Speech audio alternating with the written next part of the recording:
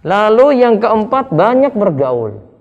Dari Abu Hurairah radhiyallahu anhu, Rasulullah SAW bersabda, "Al-maru ala dini khalilihi, falyanzur ahadukum may yukhalil." Seseorang akan mencocoki kebiasaan teman karibnya. Oleh karenanya, perhatikanlah siapa yang akan menjadi teman karib kalian.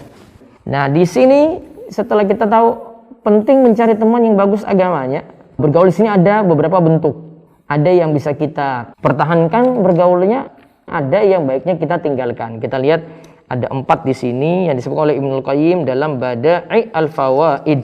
1. Bergaul seperti orang yang membutuhkan makanan, terus dibutuhkan setiap waktu. Contohnya adalah bergaul dengan para ulama. Nah, jadi disuruh kita bergaul dengan para ulama, itu ibaratnya kita butuh makan setiap hari. Jadi ini jangan dilepas, tetap bergaulnya itu ada dengan para kiai, para ustadz gitu.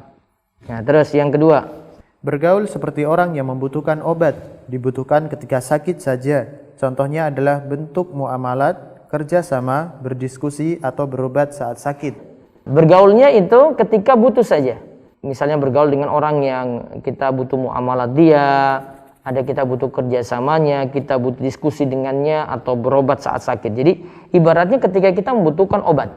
Nah, 2 bentuk bergaul ini dipertahankan. Terus yang ketiga, bergaul yang malah mendapatkan penyakit. Misalnya ada penyakit yang tidak dapat diobati, ada yang kena penyakit bentuk lapar, dan ada yang kena penyakit panas sehingga tak bisa berbicara. Sini kalau ketiga ini bergaul dengan orang yang malah mendapatkan penyakit. Ada penyakit yang tidak dapat diobati di sini.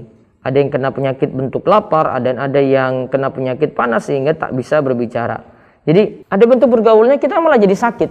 Nah, ini dihindari. Terus yang keempat, bergaul yang malah mendapatkan racun. Contohnya adalah bergaul dengan ahli bid'ah dan orang sesat, serta orang yang menyesatkan yang lain dari jalan Allah, yang menjadikan sunnah itu bid'ah atau bid'ah itu menjadi sunnah, menjadikan perbuatan baik sebagai kemungkaran dan sebaliknya. Di sini bergaulnya juga kita hindari yang keempat ini, karena ini malah seperti kita mendapatkan racun. Contoh bergaul dengan ahli bid'ah dan orang sesat, maka nanti ada bid'ah itu jadi sunnah, sunnah jadi bid'ah, yang benar terbolak-balik dengan kemungkaran.